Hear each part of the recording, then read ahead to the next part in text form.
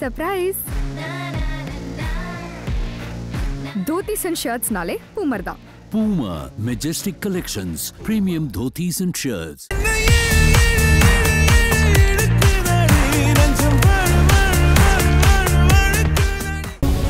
இதை நீ எப்பவுமே கழட்டக்கூடாது.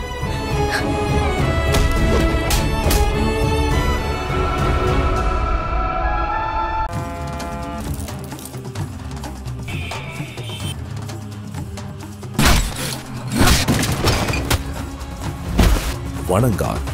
சிவகார்த்திகேயனுக்கும் உங்களுக்குமான உறவு எப்படிப்பட்டது? எஸ்கே அவர் வந்து எப்படின்னா விஜய் டிவியில் தான் இருந்தாங்க. ரொம்ப நான் நிறைய ஈவெண்ட் பண்ணேன். ஈவெண்ட் பண்ணும்போதுலாம் அப்பவே தெரியும் சிவகார்த்திகேயனை? ஆமாம். ஓ பழக்கம் இல்லை. ஓ ஆனால் பார்த்துருக்கீங்க, பழக்கம் இல்லை. என்ன அவருக்கு தெரியும். அவர் தான் டிவியில் பண்ணுறாரு, நமக்கு தெரியும். அவருக்கு என் கம்பெனி ஸ்பெல் பவுண்டுன்னு நிறைய ஈவெண்ட் பண்ணுறவங்க. நானே நிறைய தடவை அவர் ஷோக்கே கூப்பிட்ருக்கேன். அவர் பயங்கர மெமிக்ரி ஆர்டிஸ்ட் வேறு, பயங்கரமாக பண்ணுவார். அப்போ நிறைய தடவை கூப்பிட்ருக்கேன். அதுக்கப்புறம் அவருடைய வளர்ச்சி பெருசு இல்லை. டாக்டர் அப்போ தான் எனக்கு ரொம்ப பிடிக்கும். அவர்லாம் எப்படின்னா ஜாலியாக இருக்கும் சார், டைம் போகிறதே தெரியாது. அவ்வளோ அரட்டை அடிப்போம், சூப்பராக இருக்கும். அவர் கூட இருக்கும்போது தான் சில டைம்லாம் நம்ம கேட்போம், சில விஷயம்லாம் சொல்லி கொடுப்பாரு. அவ்வளோ நெல்சனுடைய இயக்கத்தில் நீங்கள் மிகப்பெரிய நட்சத்திரத்துடன் நிச்சயம் படம்னா பீஸ்ட். எப்படி இருந்து விஜயோட பணியாற்றிய அனுபவம்? விஜய் சார் வந்து எப்படின்னா எல்லாமே சொல்லுவாங்க சைலண்ட். அப்படி அவர் வந்து அவருக்கு பழகின ஆளுக்கிட்ட நல்லா பேசுவார், தெரிஞ்ச ஆளுங்கிட்ட நல்லாவே பேசுவார். நாங்கள் ஜாலியாக இதை உட்காந்துருப்போம், இதெல்லாம் பேசுவோம் நம்ம எப்போவுமே. எனக்கு அப்போ அந்த டூரிசம் பற்றிலாம் நான் சொல்லிகிட்ருப்பேன். கவர்மெண்ட்டு சார் ஆமாம் சார் இப்படிலாம் பண்ணுறாங்க சார் சொல்லிகிட்ருப்பேன். அவர்கிட்ட சொன்னேன் நான் ஒரு தடவை, எக்ஸிபிஷன் இந்த மாதிரிலாம் இருக்குது சார் அப்படின்ட்டு சொல்லிட்டு இருந்தேன். அப்போவே வந்து நானே ஒரு தடவை கேட்டேன், சார் அரசியலுக்கு வருவீங்களான்ட்டு. அப்படியே என்னை பார்த்தா கேட்டீங்க?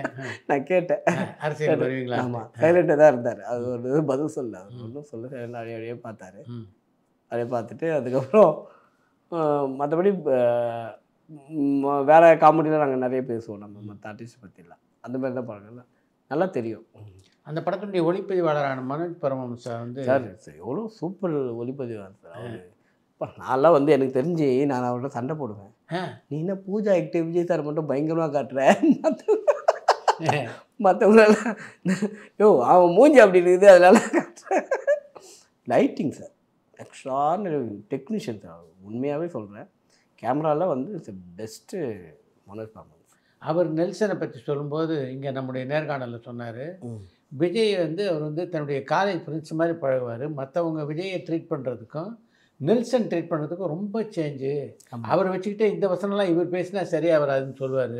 அந்த மாதிரி பழகக்கூடிய ஒரு நெல்சன் அப்படின்னு. ஆமாம் ஆமாம். எப்படி இருந்தது அந்த அப்படி? அதாவது நம்ம எப்படின்னா ஒரு டீக்கெட்டில் ஒரு டீக்கெட்டில் நம்ம மொத்த ஃப்ரெண்ட்ஸும் மீட் பண்ணால் எப்படி பேசிக்குவோமோ அந்த மாதிரி தான் இருக்கும் ஷூட்டிங் பாட்டும். ஜாலியாக இருக்கும். இப்போ இவர் பெரிய ஆள் அந்த மாதிரி ஒரு விஷயமே இருக்காது. எனக்கு நானே ஒரு தடவை சார் வந்து, ஏன்னா எனக்கு என்ன விஜய் சார் என்னன்னா சாப்பிட்றாரா இவர் சாப்பிட்லையா, ஏன்னா நம்ம தப்பை மட்டும் இவ்வளோ பெருசாக இருக்கு அப்படின்ட்டு ஒரு தடவை லஞ்சுக்கு கூட்டிட்டு போயிட்டேன். சார் வாங்க சார் எங்கள் கூட ஒரு தடவை லஞ்சு சாப்பிடுன்ட்டு, நான் வரேன்டா போடா அப்படின்னு சொல்லி லஞ்சுக்கு வந்தார். வந்து சாப்பிட்டாரு, நல்லா தான் சாப்பிட்றாரு. ஆனால் அவருக்கு மட்டும் வெயிட்டே போடல. ஆனால் எங்களுக்குலாம் வெயிட் போடுது. அதனால் எல்லாமே கூப்பிட்டோன்னே வராரு. நாங்கள் சும்மா ஒரு ஃபார்மல் தான் கூப்பிட்டோம் நாங்கள். ஆக்சுவலாக எப்படியாவது ஒரு பெரிய ஆர்டிஸ்ட் நம்ம கூட சேர்ந்து சாப்பிட்டா எப்படி இருக்கும்னு வந்தார். வந்து லஞ்ச் சாப்பிட்டு போனார். நெல்சனுடைய இயக்கத்திலேயே ரஜினியோட நடிச்சிருக்கீங்க, அது தவிர சிவாவுடைய இயக்கத்தை நடிச்சிங்க, அந்த மாதிரி நடிச்சிருக்கீங்க? இல்லை சார், அவர் வந்து கொலம்பா கோகிலா பார்த்துருக்காரு. நான் பார்த்துட்டு எங்கள் டேரக்டர் அவர் படத்தை பார்த்துட்டு எங்கள் டேரக்டர் பார்க்கும்போது பாபே அப்படின்ட்டு அந்த ஆக்ஷன் தான் பண்ணி காமிச்சார் தான் எங்கள் டேரக்டர் ரஜினி. ஆமாம் ஆமாம் சார். அவர் வந்து எனக்கு தெரிஞ்சு இன்றைக்கி எத்தனை பேர் தான் நம்ம எல்லாரையும் பாராட்டுறாங்க. அவர் இப்போ எல்லா படத்தையும் பார்க்குறாரு. ஆமாம், எல்லாரையும் கூப்பிட்டு பாராட்டுறாரு. பெரிய விஷயம் சார். அது வந்து எங்களுக்குன்னா ஒரு 10 அவார்டு கொடுத்த மாதிரி எங்களுக்கு. ஆக்சுவலாக நான் அந்த படம் அண்ணாத்த படம் போகும்போது பார்த்தாரு. பார்த்துட்டு ஒருத்தர் அடையாளம் கண்டுபிடிக்கிறதே பெரிய விஷயம். நீ அந்த மாதிரி தான் ஸ்பீடாக பேசுவார் அவர். ஆக்சுவலாக சூப்பர் சூப்பர் சூப்பர் சூப்பர். அந்த ஒரு அடையாளமே எங்களுக்கு வந்து எப்படின்னா ஒரு வானத்து மேலே பறக்கிற மாதிரி தான் இருக்கும். உண்மையாக பறக்கிற மாதிரி நம்மளை வந்து ஒரு ரெக்யூனைஸ் பண்ணுறாங்கல்ல, அது ஒரு பெரிய விஷயம். அது அன்றது இன்றைக்கு வரையும் இருக்குது. நீங்கள் இப்போ நான் ஜெயிலரில் பார்த்தோம், அந்த இப்போ வேட்டையின் ஆடியோ லான்ச்சில் கூட நான் டான்ஸ் பண்ணியிருந்தேன். அதில் கூப்பிட்டு லைக்கா ஒரு சான்ஸ் கொடுத்தாங்க, ஆடியோ லான்ச் பண்ண சொன்னாங்க. நான் ஓப்பனிங்கை நான் தான் டான்ஸ் பண்ணேன் ஆக்சுவலாக. அதில் நிறைய பேர் பேசுனதை கட் பண்ணி போட்டாங்க. நல்லா இருந்தது அது. நெல்சன் அவரை எப்படி பழகுவாங்க செட்டில்? அதுவும் சார் ஜாலியாக இருக்கும் சார். நீங்கள் இப்போ எங்கள் டேரக்டர் எப்படின்னா சாதாரணமாக தான் இருப்பார். இந்த டேரக்டரோட ஃபீல் எங்ககிட்டயே கொடுக்க மாட்டார். என்ன எப்பவுமே சாதாரணமாக பேசுவார். ஒன்றா தான் சாப்பிடுவோம், ஒன்றா தான் போவோம், எல்லாமே இருக்கும். அந்த ஃபீலில் தான் எல்லாமே இருக்கும். எனக்கு இப்போது ஒரு சில நேரத்தில் நாங்கள் ஒதுங்கியிருப்போம், ஒரு சில நேரத்தில் ஒன்றா இருப்போம். ரஜினி சார்லாம் அவர்லாம் ஜாலியாக பேசுவாங்க சார். எனக்கே யோசிப்பேன், நம்ம இப்படி இவ்வளோ க்ளோஸாக இவ்வளோ ஜாலியாக இருப்பாங்களே அப்படின்ட்டு. நமக்கு அது தெரியும். எனக்கு எங்கள் டேரக்டரை பற்றி தெரியும். எப்பவுமே சாதாரணமாக ஜாலியாக பேசுவார், பற்றி வேறு எதுவும் பண்ண மாட்டார் ஆக்சுவலாக. அதனால் அந்த அங்கே இருக்கிற இடமும் கலகலன்னு ஆகிடும். நெல்சன்கிட்ட உள்ள மிகப்பெரிய ப்ளஸ் பாயிண்ட்டுன்னா எதை சொல்லுவீங்க? சார் அவர் வந்து சீன் பண்ணுவார். கான்ஃபிடென்ட் தான் சார் அவர் எப்பவுமே. ஃபஸ்ட்டு கதையை நல்லா பண்ணுவார் சார். கதையை பண்ணுவார். நிறைய சீன்ஸை பேசிகிட்டே இருப்பார். நிறைய பேசி வச்சு அவர் பயங்கர பில்ட் பண்ணிடுவார். நல்லா பவுண்டாக வந்து எழுதி தான் எடுத்துகிட்டு போவார். ஷூட்டிங் போகும்போது நல்ல பவுண்ட் இருக்கும். அவர் என்ன எடுக்க போகிறோன்றது எப்போவுமே அவர் பிளான் பண்ணாமல் இருக்க மாட்டார். பிளான் பண்ணிட்டு தான் போவார். அதனால் அவர்கிட்ட அவருக்கு ஒரு கான்ஃபிடென்ட் இருக்கும். அந்த கான்ஃபிடென்ட் அவர் விடவே மாட்டார். கூட ப்ரொமோட் பண்ணியிருக்கோம். பொங்கலில் போகிறோம். ஜெயிலர் 2 அதுவும் ப்ரொமோட் இருக்கீங்களா நீங்கள்? நாம எப்படி தான் இருக்கோம்? ரஜினி சார் படம் தான் ரஜினி சார் தான் இருப்பார். அது பண்ணியிருக்கோம். நல்லா இருக்கும். அதனால் அவர் வந்து எப்பவுமே ஒரு பிளான்டாக இருப்பார். எப்போ ஷூட்டிங் போனோம்னா நம்ம இதெல்லாம் வேணுன்ற ஒரு விஷயம். நெல்சனுக்கும் லோகேஷ் கனகராஜுக்குமான நட்பு எப்படிப்பட்ட நட்பு? நல்ல நட்பு சார். ஜாலி. ரெண்டு பேரும் ஒன்றா தான் இருக்காங்க, ஒன்றா பேசுகிறாங்க, நல்லா தான் இருக்கும்போது பிளடி பகர் அப்போ கூட லோகேஷ் சார் வந்து சத்யம் தேட்டரில் படம் பார்த்துட்டு ஒரு இன்டர்வியூ கொடுத்தாரு. அந்த மாதிரி நட்பு பாருங்கள். இப்போ நாம் நெல்சன் சார் ப்ரொடக்ஷனு இவர் வந்து பார்த்துட்டு படம் நல்லாயிருக்கு அது இதுதான் சார் டீம் ஒர்க்குன்ற. இல்லை டேரக்டருங்கிறது எல்லாமே இப்படி தான் இருக்கணுன்ற ஒரு விஷயம். நீங்கள் 2 பேருமே காம்படேட்டிவ் டேரக்டர்ஸ். காம்படேட்டிவ்லாம் அப்படிலாம் ஒன்றுமே இல்லை சார். அவங்க 2 பேரும் க்ளோஸாக இருக்காங்க. அதுக்கு ஜாலியாக டெய்லி ஃபோன் பண்ணுறாங்க, நல்லா இருக்காங்க. அந்த காம்படிஷன்லாம் வந்து என்ன அது ஷூட்டிங் டைமில் தான் இருக்கும், படத்தில் தான் இருக்கும். மற்றபடி வேறு எதுவும் இல்லை சொல்லுவாங்க. இந்த படங்கள் எல்லாம் பணியாற்றியவர் இசையமைப்பாளர் அனிருத். அவரோட உங்களுக்கு நல்ல பழக்கம் உண்டா? அந்த நெல்சன் சார் பார்க்கும்போது பார்ப்போம். அவர் ஆஃபீஸ் வந்தாருன்னா பார்ப்போம். அப்போ பேசுவார். ப்ரோ அப்படி அவர் ஸ்டைல் உங்களுக்கு தெரியும். அந்த மாதிரி பேசிட்டு அவர் படம் பார்த்தாருன்னா கண்டிப்பாக சொல்லுவார், நீங்கள் நல்லா பண்ணியிருக்கீங்க, சூப்பராக பண்ணியிருக்கீங்க. எனக்கு ஆக்சுவலாக அனிருத் சொல்லி தான் நானே அந்த வேட்டையன் ஆடியோ லான்ச்சில் பண்ணேன். அப்படி அனி சார், ஆமாம் அனி சார் தான் என்ன பண்ணார், மாரி உங்களை மாரி ஒரு பண்ணோன்னா அவர் தான் கிங்ஸ்லியே பண்ண சொல்லுங்கன்னு சொல்லி அதுக்கப்புறம் லைக் எனக்கு ஃபோன் பண்ணி எனக்கு அதில் டான்ஸ் பண்ணோம், நீங்கள் அனிருத் மாரியே பெர்ஃபார்ம் பண்ணோம் அப்படின்னாங்க. நான் அந்த மாரி தான் பண்ணேன் ஆக்சுவலாக. அது அவர் தான் சார் தான் சொன்னார். அனி சார் தான் சொன்னார். பல கதாநாயகர்களோட நடிச்சிருக்கீங்க. யார் யாரோடலாம் உங்களுக்கு நல்ல நெருக்கம் இந்த ஹீரோஸில்? விஷால் சார் கூட நடிச்சிருக்கேன். அப்புறம் சூர்யா சார் கூட நடிச்சிருக்கேன். சத்யகுமார்கிட்ட அடிக்கடி பேசுவேன். நான் நிறைய விஷயம் ஏதாவது ஒன்று வேணும்னா அவர்கிட்ட தான் சொல்லுவேன். அப்படியா? ஆமாம் ஆமாம். அவர் sir it's a very good guide. அவர் ஆக்சுவலாக என்னென்ன பண்ணுறது, என்னென்ன நடிக்கிறத நடிச்சுட்டே இரு அப்படின்னு. இப்போ அதுதான் காரி திரைப்படம் தான் முதல்ல அவரோட ஆமாம் முதல் படம் தான். பட் அதுலேயே நல்ல பழக்கம். ஆமாம் ஆமாம். அவர் கூட ஒரு 30 நாள் ஷெட்யூலில் இது நைட் ஷெட்யூல் தான். ஃபுல் ட்ராவல் பண்ணுவோம். அவர்கிட்ட எப்பவுமே டச்சில் இருப்பார் டோட்டலாக. அது தவிர வேறு எந்தெந்த ஹீரோக்கள்? மற்றபடி என்ன எஸ்கே அவர் கூட நடிச்சிருக்கேன்.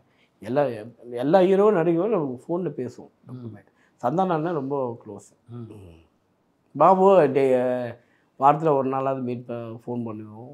பாபு கிட்ட அடிக்கடி பேசுவோம். சூர்யாவோட கங்குவா படத்தில் பணியாற்றும் போது பேசக்கூடிய வாய்ப்பு இருந்தது. சூர்யா பண்ணுவோம் சார். நான் ஆக்சுவலாக அவரும் அந்த டாக்டர்லாம் பார்த்துட்டு நல்லா பண்ணுறீங்க, சூப்பராக பண்ணுறீங்க அப்படின்னு பாருன்னா. அப்போ கங்குவாவில் பண்ணோம். நாங்கள் ஃபஸ்ட்டு சீனே அடி வாங்குற சீன் தான். கோவை சரளா மேடம் வந்து எங்களை அடிப்பாங்க. அக்கா 2 அடி சேர்த்து அடிக்கா, அடி வாங்கினா பெரிய ஆள் ஆகிடணும் அப்படின்னு சொல்லி தான் 2-3 அடி சேர்த்து வாங்கணும். பட் படம் ஒன்றும் அப்படி நல்ல படம் தான். பட்டு இவங்க இந்த சோஷியல் மீடியா ஏன் இப்படி பண்ணாங்கன்னு எனக்கே புரியல. நாங்கள் இப்போ நான் டிவியில் பார்க்கணும், நான் தியேட்டர்லேயும் பார்த்தேன். அந்த மாதிரி ஒரு விஷயமே இல்லை. இவ்வளோ வாய்ஸு அதெல்லாம் இவங்க என்னென்னமோ சொல்கிறாங்க. எனக்கு புரியல. எனக்கு நமக்கு இன்னும் அந்தளவுக்கு மெச்சூரிட்டி இல்லையா இல்லை எனக்கே தெரியல. எனக்கு நான் அந்த மாதிரி படம் கிடையாது. அதுவும் சிவா சார்லாம் அந்த படம் எடுக்கிறதுக்கு எவ்வளோ கஷ்டம் சார். அது ஒரு செகண்ட் கூட யோசிக்க மாட்டேறாங்க. எனக்கே புரியல. அது சார் இங்கே மலையில் ஏறி யோசிச்சு பாருங்க, அவ்வளோ பேர் மேக்கப் போடுற அது எவ்வளோ கஷ்டம் ஒரு சீன் எடுக்கிறது. எனக்கு தெரியல. இது போன்ற விமர்சனங்களால் நீங்கள் எப்போது பாதிக்கப்பட்டிருக்கீங்களா? இல்லை சார், நான் மேக்ஸிமம் அதை கண்டுக்கவே மாட்டேன் சார். நான் அதை பார்க்கவும் மாட்டேன், அதை கண்டுக்கவே மாட்டேன். சரி, விமர்சனம் நல்லா வரதான் சார் செய்யும். அதே தாண்டி தான் நம்ம போகணும். நம்ம இன்னும் நல்லா பண்ணணும், அவ்வளோதான் நான் யோசிப்பேன். மேக்ஸிமம் நமக்கு சில நேரத்தில் நல்லதாக கை கொடுக்கும், சில நேரத்தில் ஒர்க் அவுட் நம்ம என்ன பண்ண முடியும். அதுக்கு இப்போ நம்ம ஒரு ஸ்ட்ரெயின் பண்ணி ஒன்று பண்ணுறோம், அது சில நேரத்தில் ஒர்க் அவுட் ஆகாது. அது நம்ம எப்படி என்ன பண்ண முடியும் அதுக்கு? அது ஒன்றுமே பண்ண முடியாது. இந்த சாப்பாடு செய்கிற மாதிரி தான். ஒரு தடவை நல்ல சாப்பாடு கிடைக்கும், ஒரு தடவை ஒன்றும் கிடைக்காது. அந்த மாதிரி தான் சினிமா. உங்களை தேடி வருகின்ற இயக்குனர்கள் எதுக்காக உங்களை தேடி வராங்க அப்படின்னு நினைக்கிறீங்க? அது அப்போ சார், அவங்க எப்பவுமே ஸ்கிரிப்ட் எல்லா டைரக்டருமே ஸ்கிரிப்ட் எழுதும்போது இந்த சீன் வந்து இந்த ஆர்டிஸ்ட் பண்ணால் நல்லா இருக்கும்னு தான் எழுதுவாங்க. அந்த மாதிரி உங்களுக்கு இல்லாத அனுபவம் கிடையாது. குரு பகவானுக்கு அட்வைஸ் பண்ணுவார் நீங்கள். அதனால் எல்லா டேரக்டருமே இது வந்து கிங்ஸ்லி பேசினா நல்லாயிருக்கும் அப்படின்னு அந்த மாதிரி தான் நான் உள்ளே வரேன். ஆக்சுவலாக இப்போ கூட விஷ்ணு விஷால் தார் படம், விஷ்ணு விஷால் அவர் தம்பி ஹீரோவாக பண்ணுறாங்க என்ன, அந்த ஒரு படம். காட்டா குஸ்தியோட ஒரு நினச்சிங்க? ஆமாம், கட்டா குஸ்தி அது நல்ல ஹிட்டு சார். அது சூப்பர் ஹிட்டு. அது அவர் விஷ்ணு விஷால் தார் எனக்கு ஃபோன் பண்ணி அது கொடுத்தாங்க. அது நல்ல ஹிட்டு. இப்போ அவர் தம்பி கூட அவர் கூட நடிக்கிறேன். அது ஒரு போர்ஷன். ஆனால் அந்த டேரக்டர் எழுதும்போது இந்த சீன் இவர் பண்ணால் நல்லாயிருக்கும், அது பண்ணால் நல்லாயிருக்கும், அந்த மாதிரி தான் சான்ஸ் வரும்.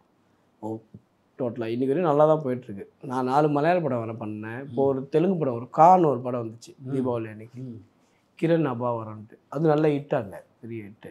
இப்போ கிச்சா சுதீப் இருக்கார்ல, இப்போது மேக்ஸ்ன்னு அதில் பண்ணியிருக்கேன். தெரியும், அது அதுவும் நல்ல ஹிட்டு. ஆமாம், பெரிய ஹிட்டு. அது இப்போ மலையாள படம் தான் நிறைய பண்ணிகிட்ருக்கேன். கோகுலம் பிக்சர்ஸ் ஒன்று பண்ணுறேன், நிவின் பாலியோட ஒரு படம் பண்ணுறேன். எப்படி இருக்குது மலையாளத்தில்? நல்லா இருக்குது சார். அவங்க ஸ்டைலே வேறு. எப்படி இந்த லாங்குவேஜ் தங்கிலீஷில் எழுதி கொடுப்பாங்க. சில நேரத்தில் மலையாளம் பேசிடுவேன், பட் டப்பிங் நான் பண்ண மாட்டேன். ஏன் டப்பிங் பண்ண மாட்டேன்னா, லாங்குவேஜ் பொறுத்த வரையும் ரொம்ப சென்சிட்டிவான விஷயம். இப்போ தெலுங்கு கூட நம்ம எப்படின்னா நம்ம பேசுவோம், நம்ம தெலுங்கு ஒன்று பேசுவோம். கரெக்ட். ஆனால் அவங்க தெலுங்கு அது இருக்காது. அது வந்து அவங்க சில பேர் ஏற்றுக்குவாங்க. அதனால் நான் அந்த ரிஸ்க் எடுக்கவே விரும்ப மாட்டேன். இப்போ நீங்கள் ப்ராப்பர் தெலுங்கு வேணும், இது நீங்கள் வந்து டப்பிங் பண்ணால் தான் கரெக்டாக இருக்கும். நான் பண்ணேன்னா இது தெரியும், அவங்களுக்கே தெரியும் இவன் வந்து தப்பாக பேசுகிறான்ற ஒரு விஷயம் தெரியும். அது நாம் வேணான்னு சொல்லி அதெல்லாம் டப்பிங் பண்ணிடுறது. அதர் லாங்குவேஜ் நான் டப்பிங் பண்ணுறதே கிடையாது. நமக்கு தமிழ் நல்லா தெரியும், பண்ணுறோம். மற்ற லாங்குவேஜெலாம் கொஞ்சம் தான் தெரியும். அந்த கொஞ்சத்தை தெரிஞ்சு நம்ம நான் பேசுகிறேன் அப்படின்னு சொல்ல முடியாதுல்ல. அது சினிமாக்கே நம்ம கொடுக்குற தப்பாக இருக்கும். நீங்கள் மிகப்பெரிய எதிர்பார்ப்பில் இருந்த படம் வந்து கவின் நடித்த திரைப்படம். உங்களுடைய கதாபாத்திரமும் அது வந்து ஒரு மிகப்பெரிய கதாபாத்திரம். ஆமாம். அந்த படம் சரியாக போகாது. எப்படிப்பட்ட ஒரு இல்லை, அது எங்களுக்கு ரொம்ப கஷ்டமாக தான் இருந்தது. ஏன்னா அந்த படம் நான் நடிக்கும்போதும் சரி, நான் நடிக்கும்போது இந்த படம் ரொம்ப நல்லா வரும் தான் நம்ம நடிக்கிறோம். எமோஷனல் நடிச்சிருப்பேன், நிறைய விஷயம் இருக்குது. ஆக்சுவலாக அது வந்து ஒரு ஜோனை, அது வந்து புதுசாக ஒரு ஜோனை அவன் ட்ரை பண்ணியிருக்கான். அது காமெடியே கிடையாது. அவன் காமெடி நிறைய ஸ்கோப் இருந்தாலுமே அவன் காமெடி எடுக்கலைன்னா அவருக்கு வேண்டான்னு சொல்லிட்டு தான் இது வந்து இந்த மாதிரி படம், இந்த மாதிரி படத்தில் வந்து இவ்வளோ இருந்தால், இந்த மீட்டர் இருந்தால் போதும் அப்படின்னு தான் அவர் படம் எடுத்தார். படம் எங்களுக்கெல்லாம் நல்லா தான் பிடிச்சிருந்தது. அது ஆடியன்ஸுக்கு பிடிக்கல. அது என்ன எனக்கே லாஜிக். அது இங்கே தான் சினிமாவில் நம்ம தடுமாறுறோம். இது வந்து நல்ல படமாச்சு, இது ஏன் பிடிக்கல, இது எங்கே மிஸ் ஆகுது எனக்கே தெரியல. ஆக்சுவலாக கவின் ரொம்ப நல்லா நடிச்சிருந்தார். பிச்சைக்கார வேஷம் போட்டுட்டு ரொம்ப நல்லா பண்ணியிருந்தோம். எல்லாருமே ப்ராப்பராக நல்லா தான் பண்ணியிருந்தோம். நல்ல கதை தான். உங்களுக்கு நீங்கள் படம் இன்னொரு தடவை பார்த்தீங்கன்னாலும் கதையாக நல்லாயிருக்கும். ஆனால் ஆடியன்ஸ் வந்து எக்ஸ்பெக்டேஷன் ஜாஸ்தியாக இருக்குது. அதுக்கு வந்து என்னென்னா இது பயங்கர காமெடியாக இருக்கும்ன்ட்டு நினச்சே உள்ளே வராங்க. ஆனால் அது காமெடி படம் இல்லை. நெல்சன் வேறு இருந்ததுனால, தயாரிப்பில் நெல்சன் இருந்ததுனால அவரும் கான்ட்ரிபியூஷன் இருந்திருக்கும்னு நினைப்பாங்க ஜனங்க. அது தெரியல அது ஆக்சுவலாக. ஆனால் அது உண்மையான காமெடி படம் கிடையாது. அது ஒரு படம்.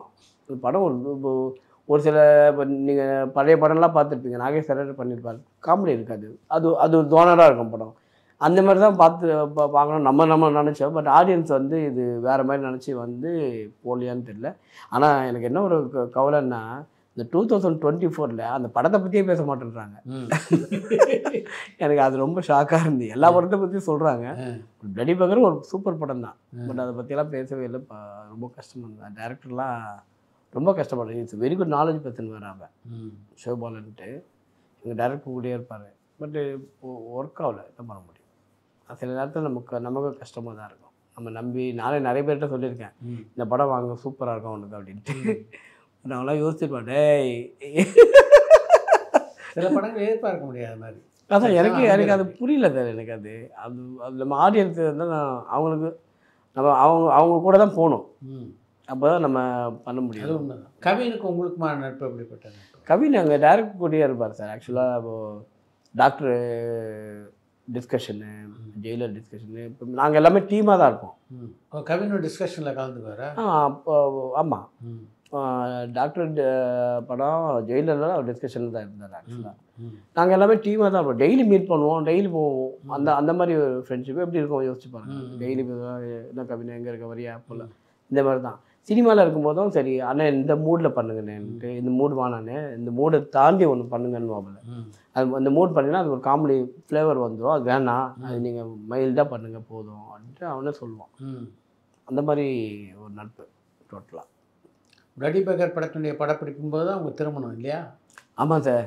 அது ஒரு எதிர்பார்க்க முடியாது. நானே இப்போ 1 இயராக லவ் பண்ணிட்டு இருந்தோம். பட்டு கல்யாணம் பண்ணிக்கணும் ஒரு முடிவு பண்ணோம். பட் எப்போ பண்ணுறதுன்னு பண்ணல. இயர் எண்ட் ஆகிடுச்சு. ஆக்சுவலாக டிசம்பர் அந்த டைமில் வந்துச்சு. அவங்க என்ன சொன்னாங்க, இந்த வருஷமாக நீ தள்ளி விட்டுருவல்ல.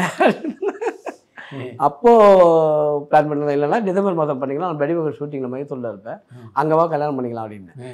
அவ்வளோ அசால்ட்டா? ஆமாம், நமக்கு என்ன தெரியல, நம்ம அதெல்லாம் தாண்டி எங்கேயோ அதெல்லாம் ஏஜ் எல்லாம் வந்துட்டோம். நம்ம அவங்களுக்குலாம் அதெல்லாம் நீ சொல்லுவ அப்படின்னு சொல்லி விட்டுட்டாங்க. அப்போ உண்மையாகவே 3 டேட்டு நாங்கள் ஃபிக்ஸ் பண்ணி, நான் ஷூட்டிங் அப்போ தான் ஷூட்டிங் அப்போது சரி நம்ம சர்ச்சில் பண்ண முடியாது, 1 மந்த் டைம் தெரியும் ஆக்சுவலாக. சரி இங்கே கோவிலே கல்யாணம் பண்ணிக்கலாம் அவங்களும் பண்ணும்போது சாமுண்டீஸ்வரி கோவில் மைசூரில். அங்கே போயிட்டு நான் அவங்கக்கிட்ட பர்மிஷன் கேட்டு அங்கேருந்து ஒரு ஃபோட்டோ எடுத்து போட்டேன் அவங்கக்கிட்ட. நான் கோவிலுக்கு வந்து கேட்டேன், ஓகேன்ட்டாங்க அப்படின்ட்டு. அப்போ தான் அவங்களுக்கு இவன் நிஜமாகவே கல்யாணம் பண்ணிக்க போகிறாங்க அப்படின்னு சொல்லிட்டு அதுக்கப்புறம் டேட்டை ஃபிக்ஸ் பண்ணி அவங்க இங்கே எல்லாமே பர்ச்சேஸ் பண்ணிவிட்டு அவங்க வந்தாங்க. வந்துட்டு கூட அவங்க வீட்டில் நான் ஃபோன் பண்ணி வீட்டில் கூப்பிடலாமான்ட்டு, நீ ஃபஸ்ட்டு எல்லாமே கன்ஃபார்ம் பண்ணி சொல்லு எனக்குன்ட்டு 2 நாள் முன்னாடி தான் அவங்க வீட்டுக்கு தெரியும். நீங்கள் லவ் பண்ணுறது தெரியல உங்களுக்கு? அவங்களுக்கு தெரியும். 2 நாள் முன்னாடி தான் கல்யாணம் பண்ணிக்க போகிறோன்றது தெரியும். அதுபோல் அவங்க வீட்லேயே வந்தாங்க. ஷூட்டிங் காலைல கல்யாணம் பண்ணி மதியானம் ஷூட்டிங் வந்துட்டேன். ஏன்னா நம்ம படம் சொந்த படமாச்சு எங்கள் தலைவருது, அதனால் நேராக ஷூட்டிங் வந்து. எவ்வளோ நாள் காதல் உங்களுக்கு? ஒரு 1 இயர் போச்சு. அதில் இப்போ நல்லா இருக்குது லைஃப். நம்ம லைஃப்பில் ஒரு கமிட்மெண்ட் பண்ணி தானே வாழ முடியும். பேச்சுலர்னால் பேச்சுலராகவே இருக்க முடியாதுல்ல. ஒரு காலகட்டத்துக்கு அப்புறம் யோசிப்போம். கரெக்டு தான். அதை நான் கொஞ்சம் முன்னாடியே யோசித்து ஒன்று பண்ணிட்டேன், அவ்வளோதான் வித்தியாசம். எங்கே முதல்ல சந்திச்சிங்க? நான் இந்த மாறன் இருக்கார்ல காமெடி லுல்லு சபா மாறன், அவர் தான் இன்ட்ரடியூஸ் பண்ணி விட்டார். அவர் தான் அதுமாரி இன்ட்ரடியூஸ் பண்ணார். அப்போ நாங்கள் ஃபோனில் தான் பேசிட்டு இருந்தோம். அதுக்கப்புறம் மீட் பண்ணோம், வெளியில் தான் மீட் பண்ணோம். மீட் பண்ணி அப்படியே ஃப்ரெண்ட்லியாக தான் பேசணும். என்ன பண்ணுறீங்க, நீங்கள் என்ன பண்ணுறீங்க, உங்கள் படம் பார்த்தேன், எங்கள் வீட்டில் குழந்தைங்கள்லாம் ரொம்ப ஃபேன் அப்படி இப்படி சொல்லுவாங்க. அப்படியே ஒரு ட்ராவல் போச்சு. அதுக்கப்புறம் அது அப்படியே லவ்வாக மாறி அது கல்யாணம் வரையும் வந்துச்சு. இப்போ அவங்க ப்ரெக்னெண்ட்டாக இருக்காங்க 6 months. அருமை. ஆமாம். இன்றைக்கு சீசன் பார்த்தீங்கன்னா எல்லா நகைச்சுவை நடிகர்களும் கதாநாயகர்கள் ஆகிட்டு இருக்காங்க. ரெடின் கிக்ஸ்லி எப்போ கதாநாயகன் சார்? கதாநாயகன்ற ஒரு விஷயமே இல்லை சார். அப்போது கதாநாயகன்றது வேறு பெரிய அந்தஸ்து சார். அது நிறைய கமிட்மெண்ட் நிறைய பண்ணணும். கதைகள் நமக்கு ஒரு சின்ன நல்ல கேரக்டராக எந்த படமாக தான் நடிச்சிடணுன்னு தான் எனக்கு ஒரு ஆசை. காமெடியை தாண்டி ஒரு பண்ணணும், ஒரு கேரக்டராக நம்ம நல்லா நிற்கணும்னு தான் ஆசை. அந்த மாதிரி ஒரு ஸ்கிரிப்ட் வரும்போது நானே ப்ரொடியூஸ் பண்ணுவேன். நான் அந்த இதில் தான் இருக்கேன். ஆக்சுவலாக நமக்கு நல்ல கதை நல்ல கேரக்டராக நல்லா வரும்போது அதை ஹீரோவாக சொல்லக்கூடாது இல்லை. அது நம்ம அப்போ ஹீரோனா எவ்வளோ இருக்காங்க, நம்ம ஒரு கேரக்டராக நல்லா பண்ணணுன்ற ஒரு ஆசை. அதை கண்டிப்பாக இந்த வருஷம் நான் ட்ரை பண்ணிகிட்டே இருக்கேன். நல்ல கதைகள் உங்களை மாதிரி ஆளுங்க கதைங்க ஏதாவது கொடுத்தீங்கன்னா பண்ண ஆரம்பிச்சிடுவேன் நான்.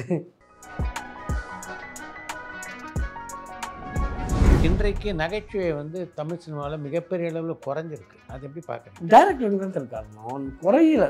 ஸ்கிரிப்ட் தானே சார் உங்களுக்கு. ஸ்கிரிப்ட் வந்து நீங்கள் எழுதணும், எழுதுனா தான் வாய்ப்பு வரும். நீங்கள் இன்றைக்கி எல்லாமே ட்ரெண்டு மாறி இருக்குது. ட்ரெண்டெல்லாம் எப்போயும் மாறாது சார்.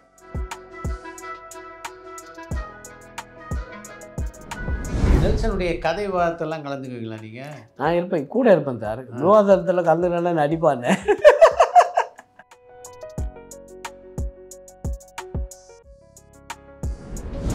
உதவியாளர்கள் சொல்கிற கருத்தெல்லாம் ஏற்றுக்குவாரா நெல்சன்? சார் அவரெல்லாம் பயங்கர ஃப்ரீடம் சார். நம்ம எதெல்லாம் ஒரு சின்ன ஐடியா கொடுத்தாலும் சிவபாலன் ஏதோ ஒரு பைத்தியம் ஏதோ ஒன்று சொல்லிட்டு பாரு அப்படின்னு சொல்லுவாப்புல.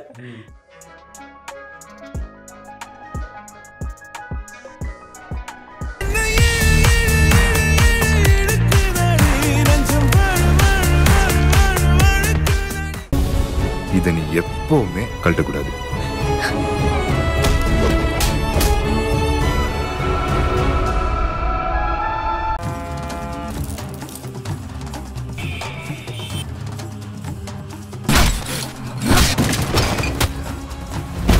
வணங்கார். பரபரப்பான சினிமா செய்திகள், நட்சத்திரங்களின் பேட்டிகள், சினிமா வரலாறு ஆகியவற்றை பார்க்கவும் படிக்கவும் உங்களுக்கான இணையதளம் tourantalkies.co.